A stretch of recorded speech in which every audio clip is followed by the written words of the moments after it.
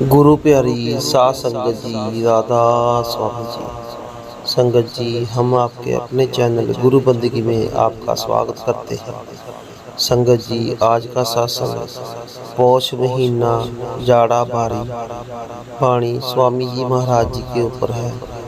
आइए बड़े प्यार से सत्संग सुनते हैं और लाभ उठाते हैं जी। वाणी श्री हजूर स्वामी जी महाराज साहब की। पौष मास सातों। पौष महीना जाड़ा बारी करम बरम की फूस जलारी।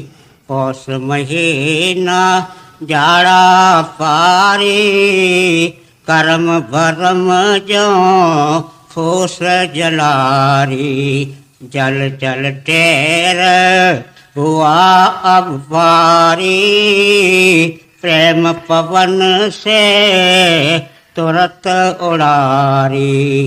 पौष महीना जाड़ा पारी करम भरम जो फूस जलारी।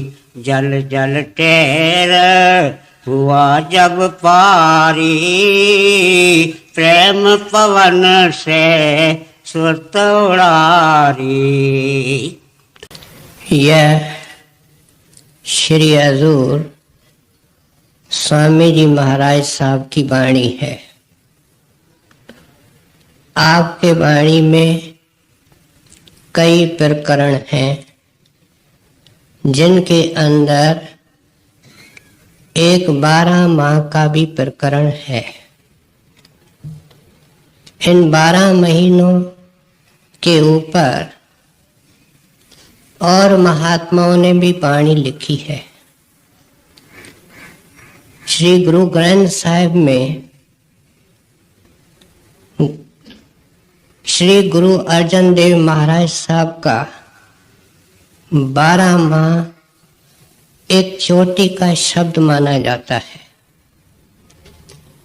उसकी पहली कड़ी हमने सुनी है, कृत कर्म के बिछड़े कर कृपा मेलो राम। है परमात्मा, हम अपने कर्मों के कारण आपसे बिछड़ के बिलक रहे हैं। आप दया करें, आप कृपा करें, अपने साथ मिलाने का प्रबंध करें। लेकिन 12 महीनों का वर्णन गुरु साहब ने एक ही शब्द के अंदर किया है। इस तरह 12 महीनों का वर्णन एक ही शब्द के अंदर तुलसी साहब ने भी किया है। लेकिन स्वामी जी महाराज ने 12 महीनों के ऊपर 12 शब्द लिखे हैं। हर महीने पर एक शब्द। और इन 12 महीने के अंदर जो शब्द आते हैं उनके अंदर उसमें महीने की विशेषता का बाहर से मिसाल लेकर संत मत का कोई न कोई पहलू समझाने की कोशिश करते हैं। जैसे चेत महीना आया अब तू चेत। इस महीने को आप चेतावनी के तरफ ले जाते हैं। इस तरीके से सावन का महीना आता है और उसके अंदर वर्षा होती है। वर्षा पड़ने से धरती हरी भरी हो जाती है, दुनिया के लोग खुश हो जाते हैं। इस तरीके से स्वामी जी महाराज समझाते हैं कि तेरे अंदर अमृत की वर्षा हो रही है, तो जन्मों जन्मों का सूखा है। अगर किसी साधु महात्मा से वेद लेकर के उस अमृत को पिएगा, सदा के लिए हरा हो जाएगा, तृप्त हो जाएगा। फिर उसके बाद बाधाओं का महीना आता है। इसमें गर्मी भी पड़ती है, लेकिन बुखार होते हैं। इनकी मिसाल लेकर स्वामी जी महाराज समझाते हैं कि जैसे बाधाओं के महीने में बुखार होते हैं, हर एक मनुष्य को 3 किस्म के बुखार या कर्म लगे हुए हैं, प्रालब्ध, क्रियमान और संचित। फिर ये कैसे उतर सकते हैं बुखार, इसका विवरण इस महीने के अंदर दिया गया है। फिर कुछ महीनों के अंदर त्योहार होते हैं, जैसे कार्तिक के अंदर दिवाली होती है। उस शब्द के आखिर में क्या लिखते हैं? संत दिवाली नित करे, सतलोक के माए, और मते सब काल के एवें धूड़ उड़ाए। कहते ये दिवाली आपको सदा के लिए खुश नहीं कर सकती। रोशनी आती है, चली जाती है। जब संत के चरणों में जाओगे, जिसकी दिवाली 12 महीने सतलोक में है, तो बेटा तू भी अंधकार से निकल करके प्रकाश में चला जाएगा। आज हम जो महीना ले रहे हैं वह सर्दी का महीना है, पौष मास 7वां। स्वामी जी महाराज यूपी के अंदर हुए हैं। वहां साल आषाढ़ से शुरू होता है, इसलिए पौष का महीना 7वां बनता है। अब इस बाहर के सर्दी की मिसाल देकर के आप देखो कितने सुंदर तरीके से हमको आज समझाते हैं कि असली सर्दी क्या है और वह कैसे हट सकती है। बाहर की सर्दी आती है, हम अपना प्रबंध करते हैं, हम अपने कपड़े बदल लेते हैं, ओढ़ने के कपड़े और लेते हैं, गर्मी में खिड़कियों को खोल के सोते हैं, सर्दी में खिड़कियों को बंद करते हैं, अपने खाने को बदल देते हैं। गर्मी के अंदर ठंडी चीजें इस्तेमाल करते हैं, गर्मी में चाय, कॉफी, लौंग, केसर वगैरह इस तरह की चीजें इस्तेमाल करते हैं। फिर अंगीठी के पास बैठते हैं, हीटर जलाते हैं। इस तरीके से इस सर्दी से अपने आप को हम क्या करते हैं? बचाते हैं। स्वामी जी महाराज के कहने का मतलब ये है कि तुमने तो अब तक सारी जिंदगी, तेरी सारी जिंदगी जगहों पर फैली हुई है, वह सर्दी के अंदर गुजारी है। माता के पेट में लटकना, 84 के धक्के खाना, मनुष्य बन करके फिर ऐप पाप और कर्म करना, नरकों के कष्ट और दुख भोगना, 84 और आवागमन में जख मारना। ये स्वामी जी महाराज कहते हैं एक ऐसी सर्दी है जो प्यारे कभी खत्म ही नहीं हुई। ये कैसे खत्म होगी उसके लिए मिसाल दे रहे हैं। कहते हैं इस मौसम के अंदर किसान अपने खेत के अंदर जितना कूड़ा करकट होता है, घास फूस होता है, बेकार लकड़ियां होती हैं, उनको इकट्ठा करके एक ढेर लगाता है। अब देखता है कि इस ढेर ने मेरे खेत का कुछ हिस्सा रोक लिया है, जमीन का, वह क्या करता है, उसको आग लगाता है। जब आग लगती है तो वह ढेर थोड़ी सी राख बन जाती है, और जब हवा जोर से लगती है तो उस राख को उड़ा के ले जाती है और मैदान साफ हो जाता है। ये मिसाल लेकर के स्वामी जी महाराज कहते हैं कि वो किसान कौन है। वो किसान दुनिया के अंदर हमेशा मौजूद रहा है। कभी गुरु नानक, कभी कबीर, कभी दादू, कभी शम्स तबरेज, कभी ख्वाजा हाफिज, कभी क्राइस्ट, किसी न किसी रूप में वो किसान रहा है। जब तुम उसके चरणों में जाओगे, जो इस वक्त का किसान है, उनके चरणों में जाओगे तो तेरे सामने वो कचरे का ढेर इकट्ठा करेगा।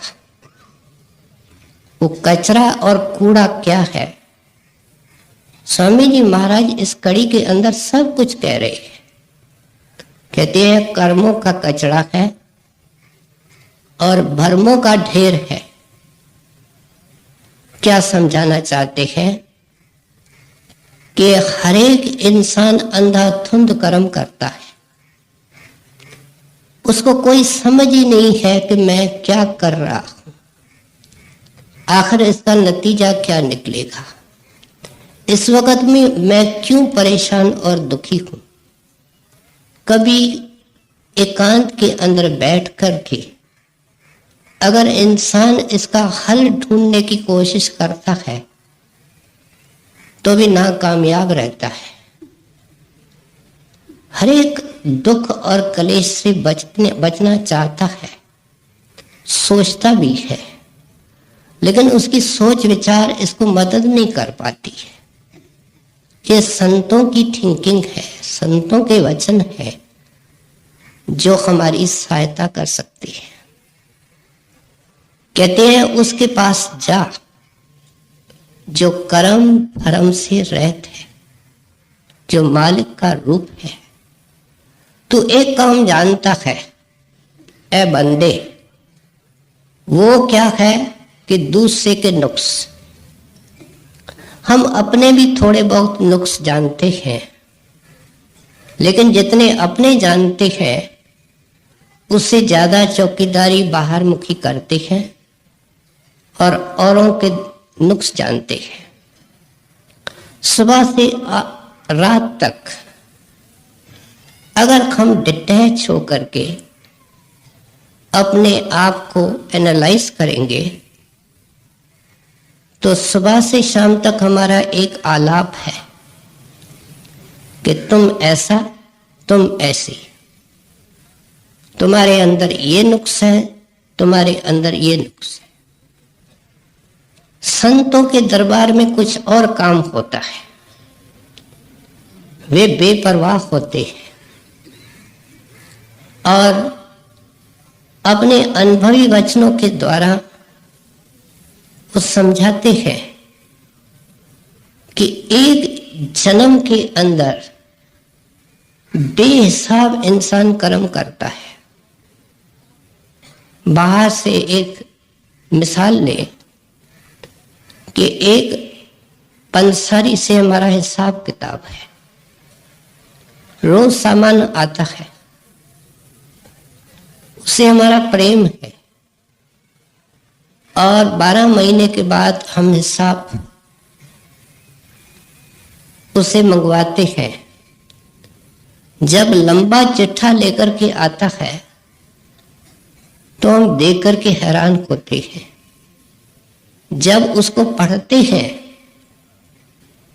तो कई बार कहते हैं भाई ये चीज तो हमने मंगवाई नहीं, लेकिन बनिया होशियार होता है, वो अपने कागजों से पर्ची निकालता है। कहता है साहब ये पर्ची आपके अक्षरों में इस सामान के लिए और ये आपके लड़के के दस्तखत के सामान दिया गया। इंसान को एक पंसारी का हिसाब 12 महीने का याद तक नहीं रहता है, जबकि मन सेकंड सेकंड में बुरा सोचता है, बुरा बोलता है, बुरा करता है। कहते हैं बेहिसाब इसके पाप है। अनेक पाप हैं जिनके कारण ये यहाँ दुख भोग रहा है, वे पिछले जन्म के हैं। लेकिन एक जन्म में इंसान इतने बेहिसाब कर्म कर बैठता है कि वो ताकत देखती है कि ये भोग नहीं सकेगा, इसलिए उनके कुछ कर्म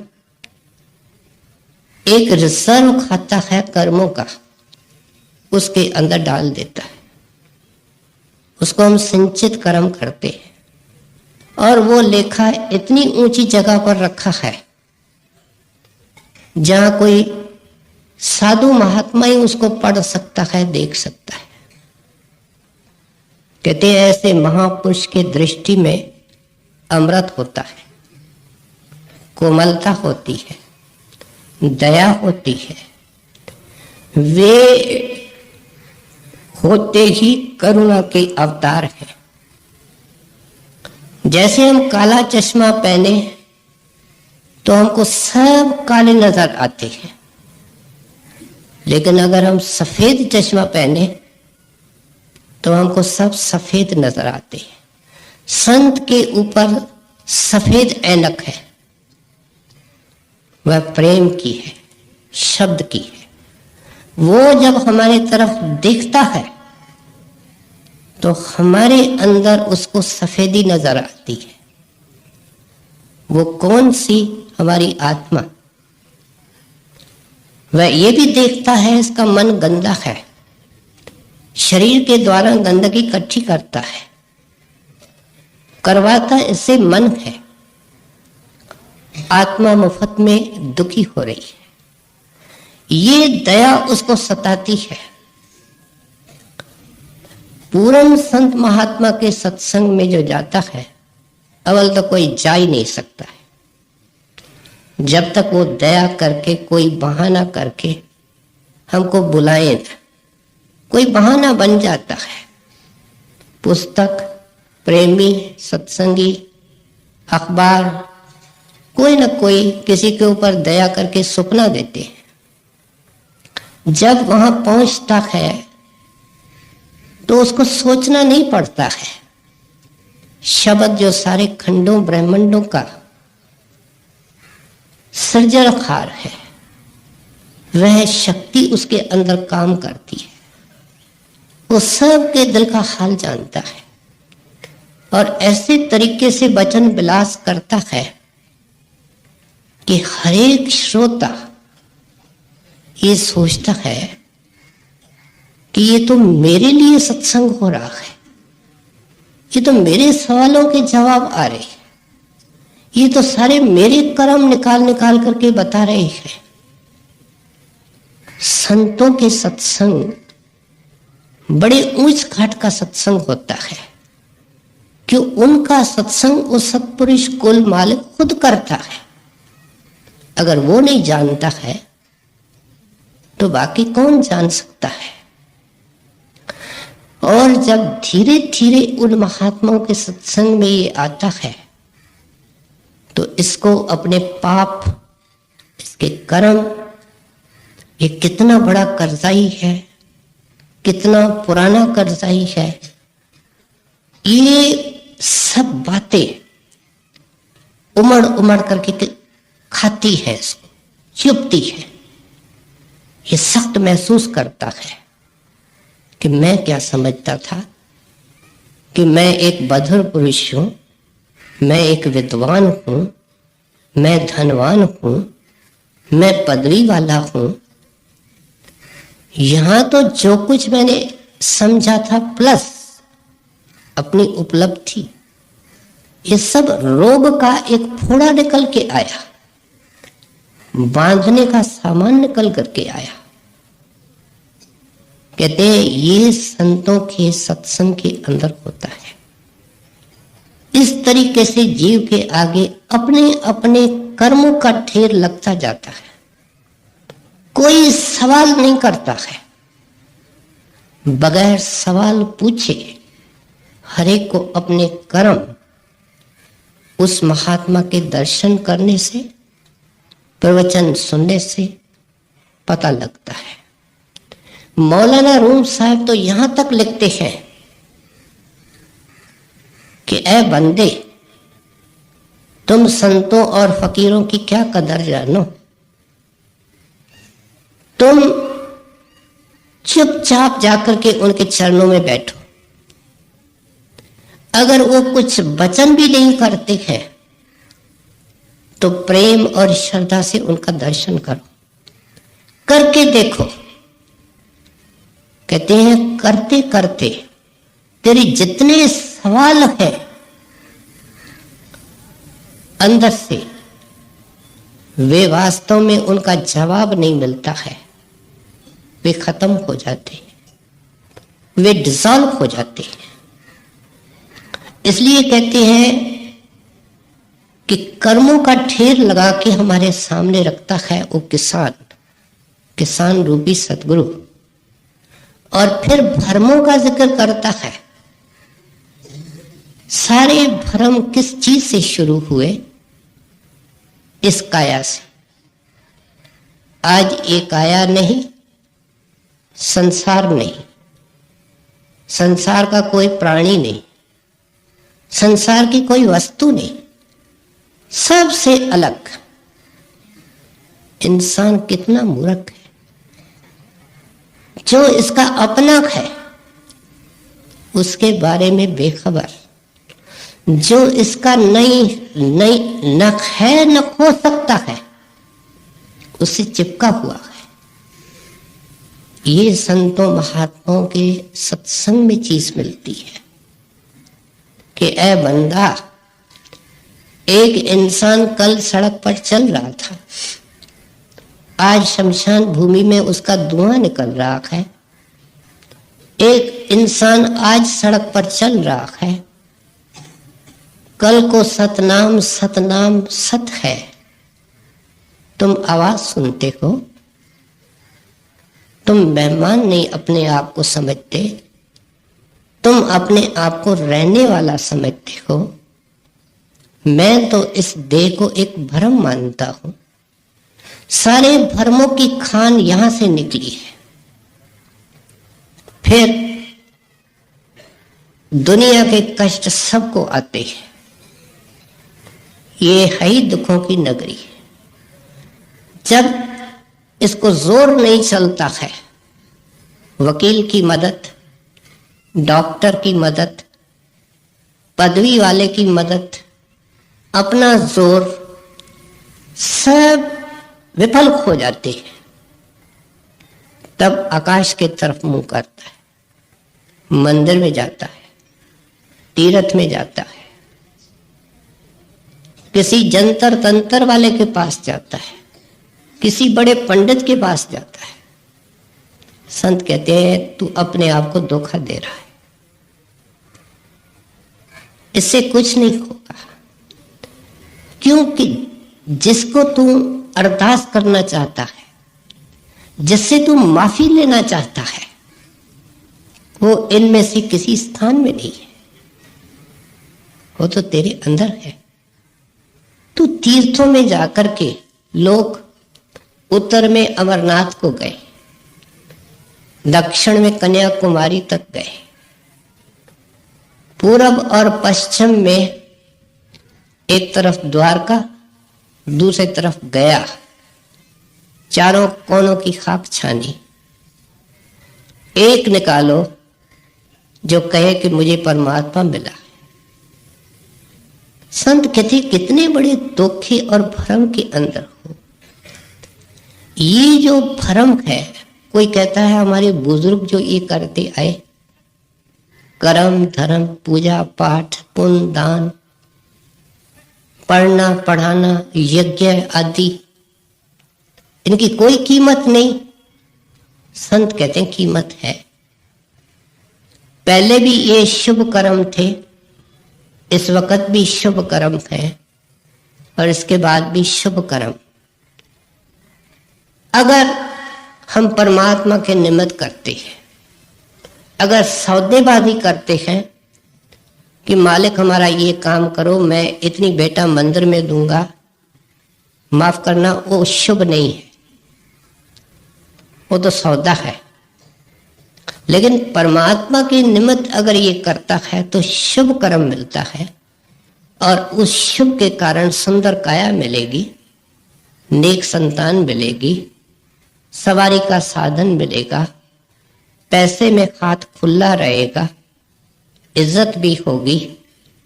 लेकिन याद रखो, मुक्ति नहीं होगी, शांति नहीं मिलेगी, ये सर्दी खत्म नहीं होगी, जिसको स्वामी जी महाराज ने आज विषय बनाया। इसलिए कहते हैं ये संत बड़े तरीके से हमारे सामने पहले ढेर लगाते हैं, फिर आग लगती है। क्या? श्रोता के अंदर एक शौक पैदा होता है कि ये महात्मा कहते हैं कि एक ही शक्ति है जो सारे कर्मों का विनाश कर सकती है, और वह शब्द है, नाम है, अमृत है। वो हर एक इंसान के मस्तिष्क में गूंज रहा है, उसके बजाने वाला कुल करतार है। जब मन उनको सुनता है, उसको देखता है प्रकाश को, तो ये पिंगला हो जाता है, कर्म करने के लायक नहीं बनता, निर्बल हो जाता है, उबर जाता है, साफ हो जाता है। जब मन निर्मल और साफ हो गया तो कर्म कौन करेगा? ये जब सुनता है तो इसके अंदर विरह पैदा होती है। आमतौर पे 4 किस्म की अग्नि का जिक्र आता है। एक अग्नि जो हम चूल्हे में जलाते हैं, एक अग्नि जो माता के पेट पे होती है, हमारे अंदर भी है, जठरा अग्नि जिसके कारण खाना पकता है। फिर एक अग्नि होती है समुद्रों के नीचे, और वो प्रलय के वक्त काम में आती है। समुद्रों के पानी को सुखाया जाता है, उसको बड़वा अग्नि कहते हैं। और चौथी अग्नि होती है विरह, जो सारे कर्मों, सारे भरमों को जला के इंसान को साफ कर देती है, और ये सबसे ऊंची अग्नि मानी गई। जब इंसान तड़पने लगता है, सतगुरु का एक एक वचन तीर के तरह चुभने लगता है। मैं कितना गुनहगार, मैं कितना पापी, मैं कितना भरमी।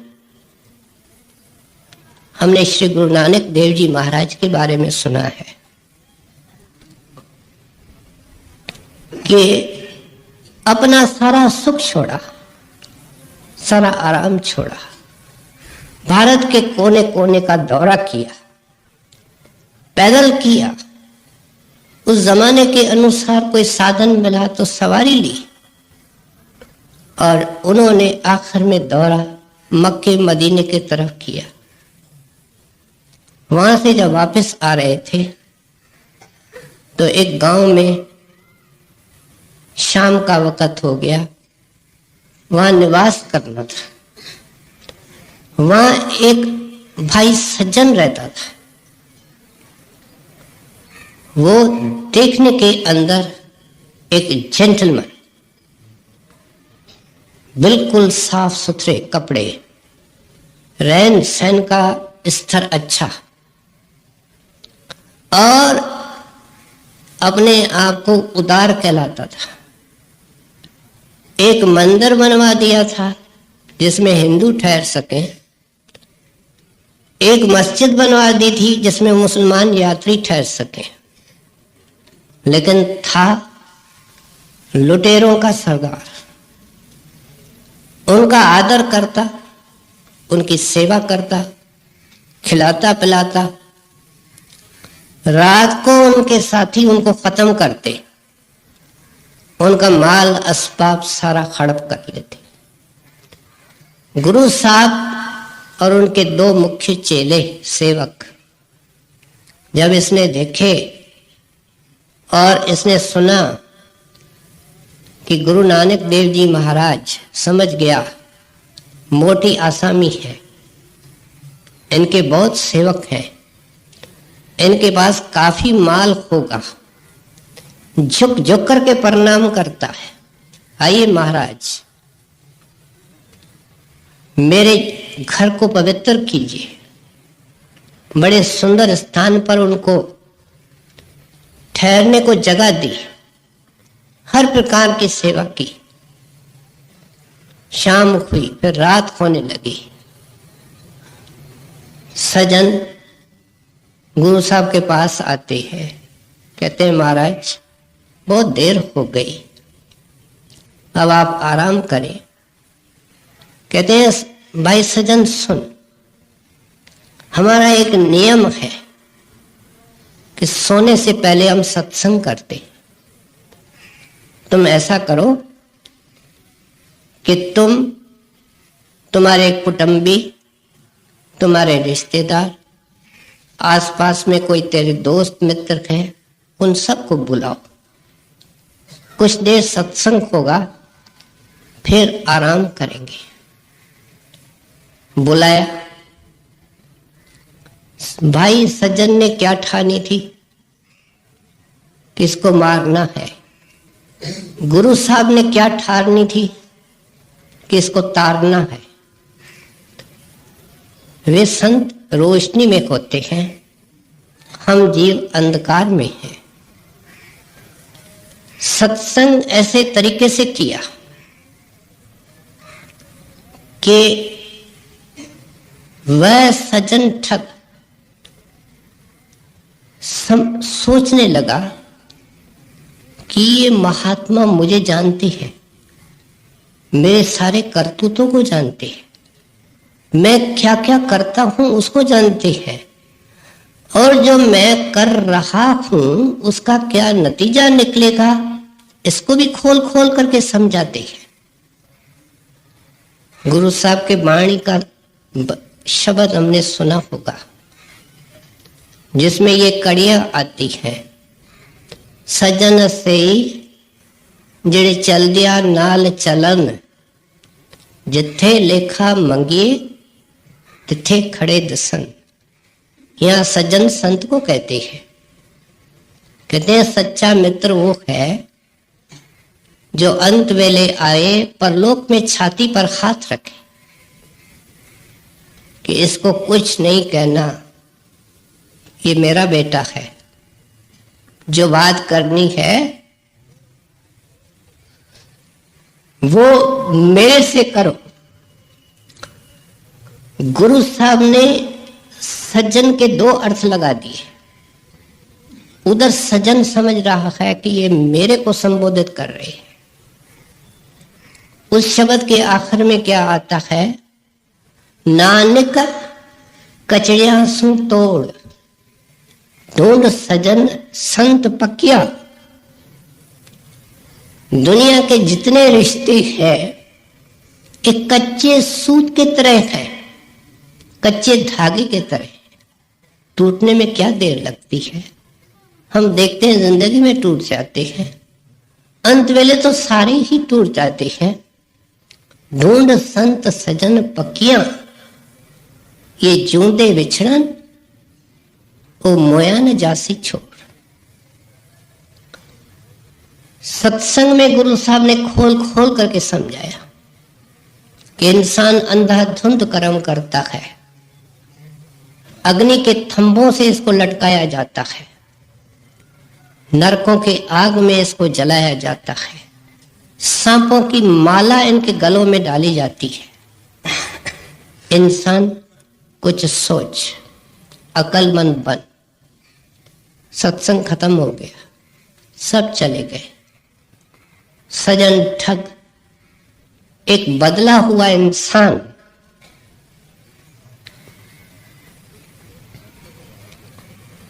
जिसके आंखों में आंसू है, वह गुरु साहब को बेनती करता है कि महाराज आप मेरे सारे हिस्ट्री को जानते हैं, मैंने क्या क्या किया है और क्या क्या नतीजा है, ये तो केवल जुबान से बताया गया है, लेकिन जो मैंने किया है वो मैं बयान नहीं कर सकता। जो होने वाला है वो मुझे दिखता नहीं। मुझे एक चीज नजर आती है और वह है आपकी रहमत, आपकी दया, मुझे बचाओ। महाराज जी ने कहा देखो सजन, तुम जाकर के आराम करो और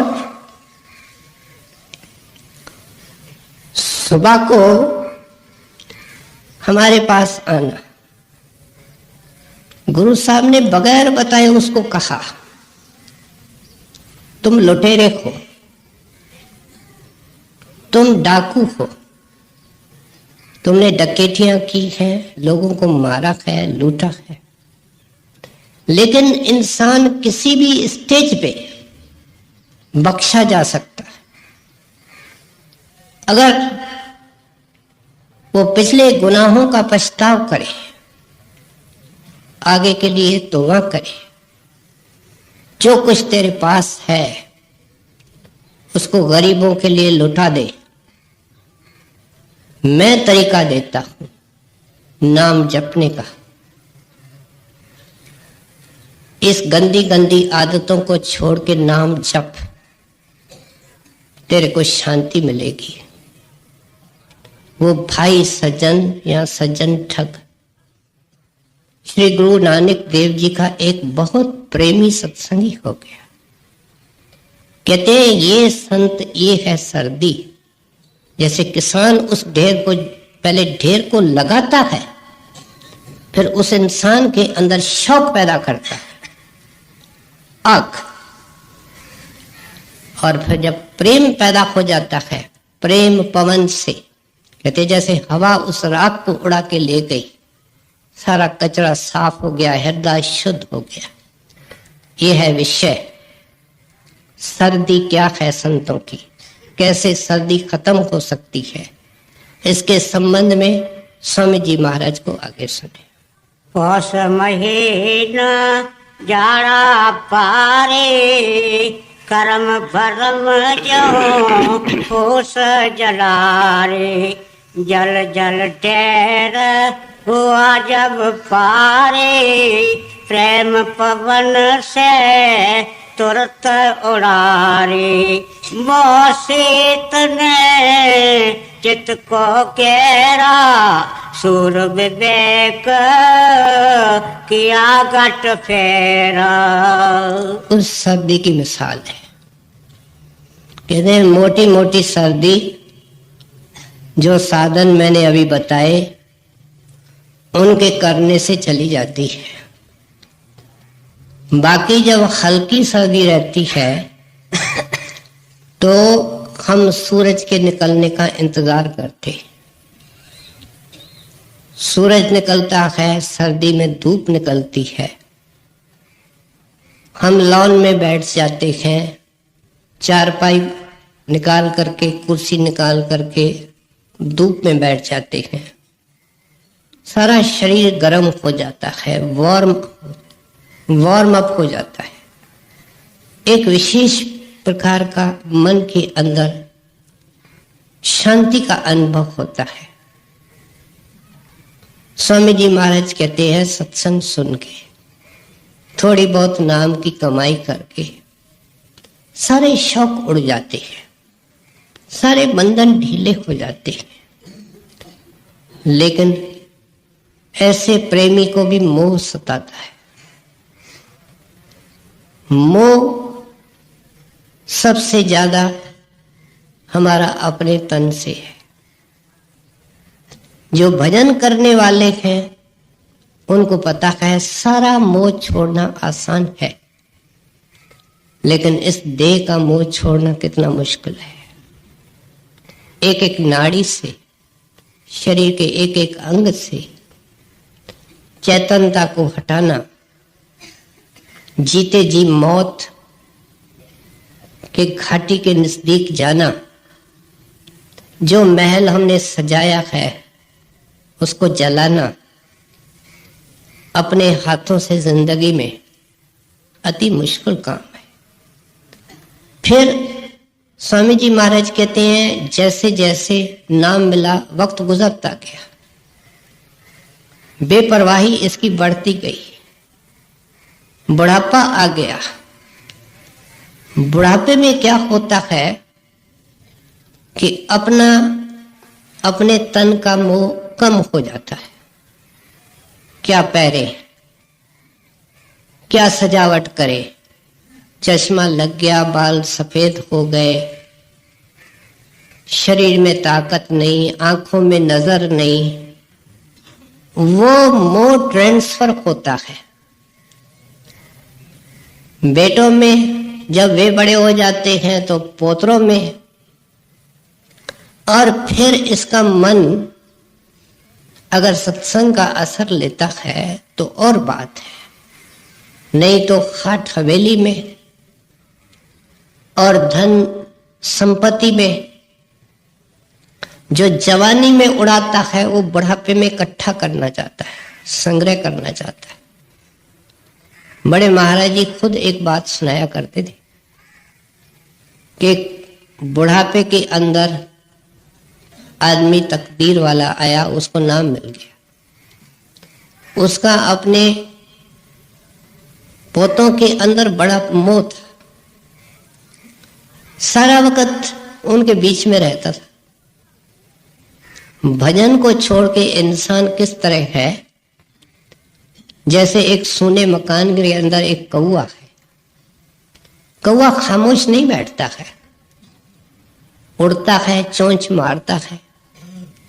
मकान खाली है, मिलता कुछ नहीं। मिलता क्या है? जख मारने।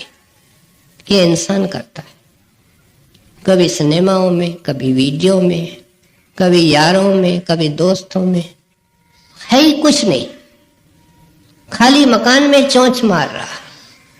उसके पोतले उसके इर्द गिर्द रहते थे, बल्कि संसारी लोग, पड़ोसी लोग भी मखौल करते थे।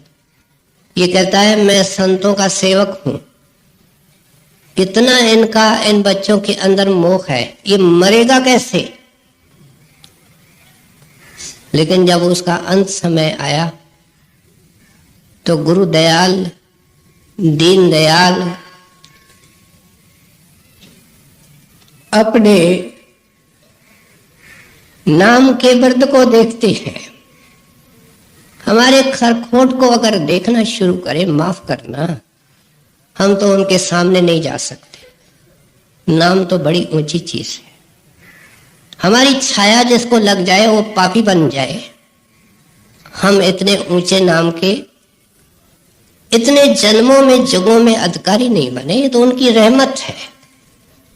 उस रहमत को देखते हैं और उस बुजुर्ग के अंदर कुछ देर चोला छोड़ने से पहले अंदर में महाराज जी आकर के शब्द खोल के गए। शब्द के अंदर प्रकाश, शब्द के अंदर आनंद लेटा हुआ है। अपने पत्नी को क्या कहता है कि एक डंडा मेरे पास रख दे। वो जो लड़के छोटे छोटे इसके पास आते थे, जब वे आते थे तो डंडा उठाता। ये मोह किसने निकाल दिया? कहते हैं ये मोह उस शब्द ने निकाला। शब्द ने क्या पैदा किया? स्वामी जी महाराज कहते हैं विवेक पैदा किया। जैसे सूरज निकला और मामूली धूप से सर्दी चली गई, इस तरीके से जब इसने गहराई से सोचा कि शरीर नाशवंत, सब कुछ नाशवंत, मेरा तो कुछ नहीं, मैं एक अकेला, जुगों का अकेला। अब मेरा संगी साथी सतगुरु, मैं उसका हुक्म मानूं तो फिर ये मोह के बंधन भी ढीले हो जाती है। आगे सुनिए।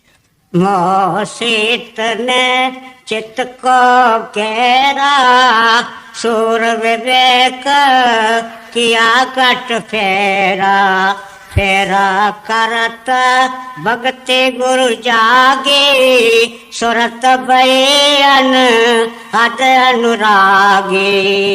अब कहते हैं कि दिल से दिल जुड़ गया सत्संगी का। अभी सत्संगी नहीं बना है, अभी श्रोता है, जिज्ञासु है, गुरु के दर्शन का आशिक बन गया। देखते ही सुनते ही सारे शौक छूट गए। एक शौक कहते हैं अब फेरा करता है, किसी बहाने साधु मिले, उसका दर्शन मिले, उस प्यारे की कोई बात सुनावे, उस प्यारे की कोई बात पढ़ी जाए। बाहर से हमने देखा है कि अगर किसी लड़की का किसी लड़के के साथ प्यार हो जाता है तो वह लड़का बहाने उसके गली में घूमता रहता है।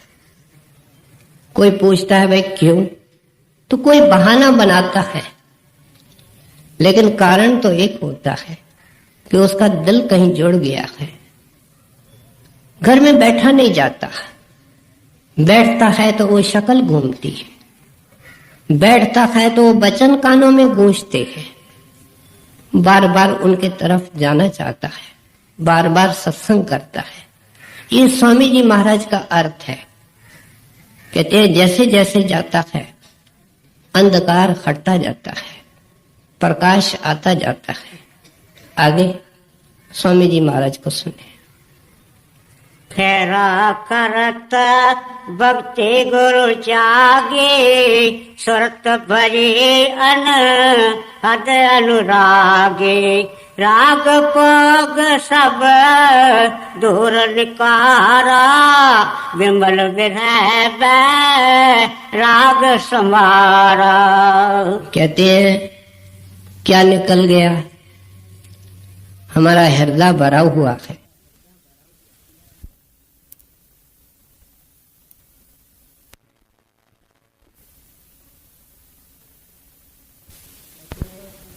कहते हैं क्या निकल गया, हमारा हृदय भरा हुआ है। माफ करना, ये मन ऐसा एक बर्तन है जो खाली रह नहीं सकता है। भरा कैसे रहता है, खचा खच, भली ओवरफ्लो करे, लेकिन इसमें जगह रति मात्र नहीं होती है।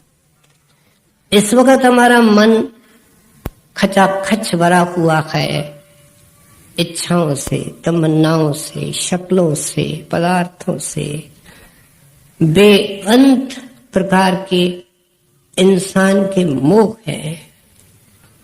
कहते हैं अब बर्तन खाली होने लगा। क्या बर्तन से निकला, कहते हैं राग निकल गया। राग का मतलब अटैचमेंट है। दुनिया के अंदर दो काम होते हैं, द्वेष और राग, नफरत और मोह। इन दोनों से ऊपर उठ करके प्रेम की अवस्था आती है। कहते हैं जितने बंधन इसको बांध करके बैठे थे, हमने देखा है कि अगर गाय की रस्सी कोई दूध वाला खोल लेता है, लेकिन बछड़े की रस्सी बंधी होती है तो भी गाय कहीं नहीं जाती है। फिर उसको कौन सी रस्सी बांध के बैठी है, रस्सी तो खोल दी, क्यों नहीं आगे पीछे जाती है? उसको एक और रस्सी बांध के बैठती है, और वो मोह की रस्सी है, वो अदृष्ट है, उसका संबंध मन से है। इस तरह की रस्सियां हैं जो जुगों जुगों से हमको संसार से बांध के बैठी है। स्वामी जी महाराज का भाव है कि जैसे जैसे इस महापुरुष का सत्संग सुनता है, इसके शौक उड़ जाते हैं, खाने के तरफ, पहनने के तरफ, सैर तमाशे के तरफ देखना ही देखना चाहता है सुबह से शाम तक। ऐसे लोग मिलेंगे, बल्कि आपको सत्संगी मिलेंगे जो सारी दुनिया का चक्कर काट के आए हैं। उनसे पूछो तृप्त हो गए, तो कहते हैं फिर जाएंगे। इसका मतलब क्या? इसका मतलब ये है कि इन चीजों को देख करके ये आंखें भरेंगी नहीं, तृप्त नहीं होंगी। जगहों से तो तृप्त हुई नहीं, वो कोई शक्ल और है, कोई नजारा और है जो आंखों को तृप्त कर सकता है। बड़े महाराज जी एक लोअर डिग्री के साधु की बात केवल इशारे के लिए समझाया करते थे कि मुर्शिद के दया से उसका ध्यान अंदर लग गया। उसने कहा मैंने जिंदगी भर आंखें नहीं खोली, मैं इस गंदी दुनिया को देखना नहीं चाहता। ये चीज आंखों को जब मिलती है, वो चीज जब कानों को मिलती है, तब ये मुंह फेरता है संसार से। जबरदस्ती ये कभी नहीं फेरता है। हजूर महाराज सारी जिंदगी ये समझाते रहे कि डिटैचमेंट हमारे अंदर अटैचमेंट क्रिएट नहीं कर सकती है, अटैचमेंट ही डिटैचमेंट क्रिएट कर सकती है। क्या जब अंदर से प्यार लग जाता है, बाहर के बंधन अपने आप ढीले हो जाते हैं। कहते हैं कौन खाने के तरफ सोचे, कौन पहनने के तरफ सोचे। सरदार बहादुर महाराज जी एक दिन सड़क पे अकेले जा रहे थे, तो एक सत्संगी उनको मिला लैलपुर में, जब प्रोफेसर भी थे और खूब नाम की कमाई भी करते थे। वह सत्संगी होकर के पूछता है कि जी आप कहीं बाहर गए थे? तो सरदार बहादुर महाराज ने फरमाया नहीं, मैं यहाँ तो लैलपुर में हूँ, कभी इस रास्ते में आपको देखा नहीं। तो महाराज जी ने कहा जब फुर्सत मिलती है निकल पड़ता हूँ। फिर एक लाइन उन्होंने कह दी, और वो ये कि मैं तो महाराज जी के चरणों से ये सीखा हूं कि जो बाहर भटकता फिरता है और धक्के खाता फिरता है, उसके लिए अंदर में कोई जगह गुरु के पास नहीं होती। क्या हम इस एक छोटे वाक्य को आज इस सत्संग से ले जाने के लिए तैयार हैं? इसके ऊपर सोचने, इसके कुछ हिस्से पर अमल करने के लिए तैयार हैं? स्वामी जी महाराज यही समझा रहे। कहते हैं जितने शौक थे, जितने राग थे, अटैचमेंट्स थी, सब पिघल गई। एक नुक्ते पर आया, अब तो वो चीज चाहिए जो सारे कर्मों और धर्मों को जला देती है, शब्द जिसके अंदर बेसाब प्रकाश है, बेअंत खुशी है, मन को मस्त करने वाली चीज है, मन को पिंगला करने वाली चीज है। कब गुरु नाम देंगे, कब कमाई होगी, कब वो चीज मिलेगी, ये खटक आकर के बनी। आगे सुने। राग भोग सब दूर निकारा, बिमल बिरह राग संभारा, सहज जोग गुरु दिया बताए, सुरत शब्द रग रखवाए। संत प्यार से समझाते हैं। जब ये अरदास करता है महाराज कुछ दीजिए, वो देने के लिए आते हैं। कहते हैं सुन भाई, वो परमात्मा तेरे अंदर सभी खुशियों और शांतियों का भंडार, आत्मा जो उसकी अंश है, जो खुद प्रकाश का रूप है, वह भी अंदर है तेरे, लेकिन दोनों जुदा है। सीता राम से अलग है। अब ये जुदाई किसने पैदा की है? ये मन ने पैदा की है। मन ही रावण है जिसने सीता को राम से अलग किया है, आत्मा को परमात्मा से अलग किया है। इसलिए कहते हैं इसका एक नेचुरल तरीका है कि जिस तरीके से ये तार टूटी है उस तरीके से ये तार जुड़ेगी। अब इस पंडाल में सब तरफ आवाज जा रही है, लेकिन अगर एक लाउड स्पीकर से आवाज नहीं जा रही है तो सारे पंडाल की खोज करना फिजूल है।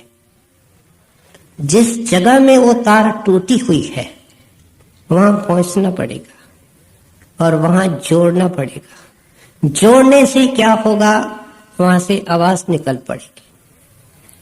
कहते हैं वो तार मन ने तोड़ी है तेरे आंखों के पीछे। अब सूरत आंखों से नीचे है, शब्द आंखों से ऊपर है, दोनों डिस्कनेक्टेड है। हम आपको सिमरन का तरीका देते हैं। इस सिमरन के और जाप के पीछे लग जाओ। उठते बैठते चलते फिरते, जैसे सांस लेना एक स्वाभाविक चीज तुम्हारी है। जब सिमरन तुम्हारा ऐसा स्वाभाविक होगा जैसे सांस लेना है, तो फिर इस शरीर को तो खाली करके जाएगा। सूरत जो सारे शरीर में फैली हुई है, संसार में फैली हुई है, वह आंखों के बीच में एकाग्र हो जाएगी, अंदर उड़ेगी, शब्द से जुड़ेगी, शब्द पकड़ के इसको घर ले जाएगा, कनेक्शन हो जाएगा। तो इस मन के चुंगल से बच जाएगा। ये है सूरत शब्द योग। जो जितने संत आए, गुरु नानक ने कोई और नाम नहीं दिया। जो नाम उन्होंने दिया वो कबीर ने दिया, वही शम्स तबरेज और मौलाना रूम ने दिया। उन्होंने फारसी भाषा के लफ्जों में दिया, लेकिन चीज अंदर की एक थी, पानी है। हम सिंधी में हिंदी में पानी कहते हैं, जल कहते हैं, अंग्रेजी में वाटर कहते हैं, मुसलमान भाई आब कहते हैं, हेब्रू और ग्रीक वाले अक्वा और उसको हेड्रो कहते हैं। कितने नाम हो, अगर इन नामों से किसी भी नाम को हम जपते रहे तो क्या प्यास बुझेगी? वो नाम है किसी वस्तु के जो गिलास में पड़ती है, होठों तक आती है, अंदर जाती है, फिर प्यास मिटती है। इस तरीके से गुरु समझाता है, प्यारा, ये जो मैं नाम जपने को देता हूं, ये तेरे ख्याल को दुनिया से हटाएगा, लेकिन जो नाम तेरे को तृप्त करेगा, शांत करेगा, वो अंदर है। तेरे को मेहनत करके गुरु की दया से अंदर जाना पड़ेगा। कहते हैं गुरु ने दया करके ये सारा भेद बता दिया। अंदर क्या है, पहले दिन सारा खजाना अपने सेवक के साथ शेयर करते हैं। 5 बड़े बड़े देश हैं, उन्हें 5 इस प्रकार की दुनिया है, इस तरीके के अंदर प्रकाश है। रुकावटें आती हैं, उसको कैसे मीटवित करना है, उनको कैसे हटाना है, सब विधि देते हैं। और फिर साथ क्या कहते हैं कि जब तू अंदर और बाहर कोशिश करेगा, बेटा तू अकेला नहीं होगा। मैं बाहर भी तेरे साथ हूं, अंदर तेरे को साक्षात दिखेगा कि खादम तेरे साथ हूं। कहते हैं ऐसा मददगार मिले और वह सेवक के अंदर हो, फिर काम बनता है। इसलिए स्वामी जी महाराज ने क्या लिखा, गुरु मिले जब धुन का भेदी, शिष्य ब्रह धर आई। क्या होगा फिर? सूरत शब्द की होए कमाई, नतीजा तो कुछ मन ठहराई। फिर मन में संतोष आएगा, ठहराव आएगा। आगे सुनिए। सहज जोग गुरु दिया बताए, सुरत शब्द मार्ग रखवाए। चीनी सूरत रूप नहीं दर्शे, पर से शब्द जाए मन घर से। सुन शिखर जाए रूप दिखाना, गगन मंडल के पार ठिकाना। रूप सूरत का दर्शा ऐसा, बिन अनुभव क्यों कर कहूं कैसा। अनुभव से वह जाना जाए, शब्द बिना अनुभव नहीं पाए। सुरत शब्द दो अनुभव रूपा, तो पड़ा ब्रह्म के कूपा। अब कहते हैं संत कथा कहानी नहीं सुनाते हैं, कोई ऐसा चेक नहीं देते हैं, कोई ऐसा कैश सर्टिफिकेट नहीं देते हैं जिसके पैसे 10 साल के बाद मिलेंगे। वो तो कहता है मैं भूखा हूं, घर में आटा नहीं, मुझे तो आटा आएगा तब रोटी खाऊंगा। संत कहते हैं तू आज खा सकता है। कहते हैं जिनके अंदर सब तरफ से सारी प्रोसेस बता दी कि सत्संग कैसे किया, सुना कैसे, अपने जीवन को कैसे बदला, कैसे एक नुक्ते पर आया, कैसे नाम की कमाई की। कहते हैं फिर वो मजदूरी रख देगा। उसने मजदूरी दे दी, क्या किया, शरीर की समाधि लग गई। समाधि लगा करके अंदर से खिड़की खोलने वाला सतगुर, और फिर खिड़की को बंद कर दिया, बंद किया, समाधि लग गई शरीर की। शरीर में श्वास और प्राण जारी होते हैं, खून का दौरा जारी रहता है। अगर ऐसी हालत आए कि 2 दिन 4 दिन भी कोई भगत अंदर रहे, तो उसका शरीर किसी हालत में कमजोर नहीं होगा, बल्कि पहले से ज्यादा एक्टिव होगा। कहते हैं इसके अभ्यास में गुरु इसको अंदर मिलता है। कौन सा गुरु? कोई पिछला गुरु नहीं, जिस वक्त गुरु ने चिताया वो मिलता है। कहते हैं देख 1000 बत्ती की ज्योत, कितने ऋषि मुनि जिनको आगे का मार्ग नहीं मिला, वे उसके ऊपर मस्त होकर के बैठे हैं। इस कमल के अंदर से धुन निकल रही है और वो घंटे की धुन है।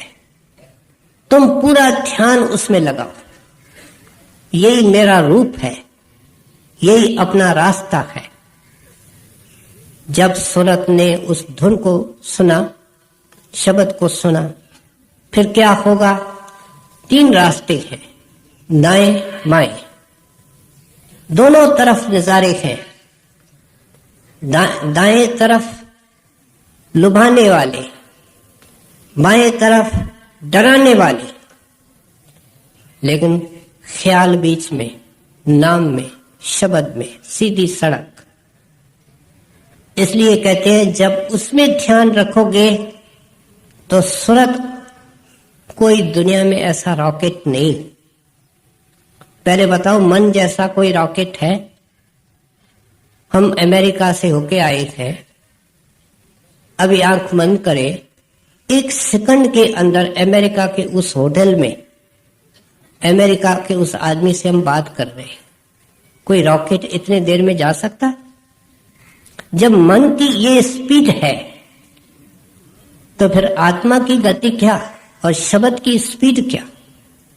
सूरत ने जब धुन को पकड़ा, आसमां पर चढ़ गई, उड़ती गई, हो गई काबिल वहां पर, फिर न कोई गम रखा। गम तो नीचे रह गए, दुख और गमों की नगरी को छोड़ दिया, वो बेगाने हो गए। ये शरीर बेगाना हो गया, उसके साथ संसार बेगाना हो गया। चलता है दुनिया में मर्यादा के अनुसार, लेकिन ये अपना उसका होता है। कहते हैं धीरे धीरे गुरु इसको सुन मंडल में ले आया। ये पार ब्रह्म के 2 हिस्से होते हैं। सुन मंडल नीचे वाला है, और सोहंग उसका ऊपर वाला हिस्सा है। कहते हैं वहां आत्मा के ऊपर से सारे पर्दे उतर गए, सारी गंदगियां उतर गई। ये शरीर है अस्थूल, इसके अंदर सूक्ष्म है, ब्रह्म कारण है। हर एक शरीर के साथ उस अवस्था का मन है। यहाँ स्थूल मन है, अंदर सूक्ष्म मन है, उससे ऊपर कारण मन है, फिर 25 प्रकृतियां हैं, तीनों गुण हैं। सब बंधन आत्मा के ऊपर से उतर गए। आत्मा 12 सूरज का प्रकाश लेकर के तो जाहिर होती है। 12 सूरज यहाँ के समझाने के लिए है। वो आत्मा जो 12 सूरज का प्रकाश रखती है वो है कहाँ? इस वक्त भी शरीर में है, लेकिन हालत क्या है कि दोपहर के वक्त एक सूरज के तरफ हम आंखें खोल करके लगातार देख नहीं सकते। इतने पर्दे आत्मा के ऊपर हैं, सब उतर जाते हैं। कहते हैं ये सब चीजें प्यारे तुम कानों से सुन रहे हो। स्वामी जी महाराज कहते हैं सुनने से भी शौक पैदा होता है। अगर कोई स्विट्जरलैंड की महिमा करेगा, बार बार करेगा, तो हम पैसे भी इकट्ठे करेंगे, किसी वक्त जाने की भी कोशिश करेंगे। अगर सुनेंगे ही नहीं तो कैसे जाएंगे? कहते हैं सुनो जरूर, लेकिन इसका स्वाद कब है? बार बार अनुभव का जिक्र आता है। इस वक्त कहते हैं तेरे को तो आत्मा नजर भी नहीं आती है, शब्द का पता तक नहीं है, तू सत्संगी कहलाता जरूर है, लेकिन ये दोनों अनुभव से ताल्लुक रखते हैं। स्वामी जी महाराज तो इतनी दावा से कहते हैं जब लग न देखूं अपनी नैनी, तब लग्न पति जू गुर की बैनी। कितने उदार है। संत मत हमको अंधविश्वास नहीं देता, जो गुरु कहता है वो ठीक है। कहता है दावा से कहता है जब लग्न देखूं अपनी नैनी। अंदर जाकर के अपने आंखों से देखो कि पहले स्थान पर क्या है, दूसरे स्थान पर क्या है, तीसरे स्थान पर क्या है, गुरु क्या है, गुरु का परोपकार क्या है, शब्द क्या सौगात है, तेरे को मिला क्या है। सब चीज स्वामी जी महाराज कहते हैं अनुभव से ताल्लुक रखती है। सुरत शब्द दो अनुभव रूपा, तो पड़ा ब्रह्म के कोपा। करने कर कर सुरत चढ़ावो, शब्द मिले अनुभव घर पाओ। बिना शब्द अनुभव नहीं होए, अनुभव बिन समझे नहीं कोई। सुरत शब्द तो रूप मोला, सुन चढ़े जिन निज कर तोला। ताते करनी गुरु बताए, सतगुरु दया लेव संग भाई। मेरे दया करनी करवाए, करनी करबो मेरे बढ़ाए। करनी मेरे संग दो चलते, तब फल पूरा चढ़ चढ़ लेते। स्वामी जी महाराज सावधान करते हैं। कहते हैं ये जो मार्ग है उसके अंदर करनी और दया ये संग संग चलते हैं। दया हुई तब इस पंडाल में आए, दया हुई तब व्यास गए, दया हुई तब प्रतीत मिली, दया हुई तब नाम दान की बख्शिश हुई, दया हुई तब ख्याल हुआ कि बैठो, दया हुई तब दुनिया से उपराम हुआ। लेकिन कहते हैं इसके अंदर करनी दरकार है। जैसे किसान के हिस्से में कुछ आता है, परमात्मा के हिस्से में भी आता है। किसान के हिस्से में आता है धरती को ठीक करना, हल चलाना, उसको तैयार रखना। परमात्मा की दया क्या है? ऊपर से वर्षा भेजना। वो किसान का काम नहीं है, लेकिन किसान के हिस्से के अंदर भी कुछ आता है।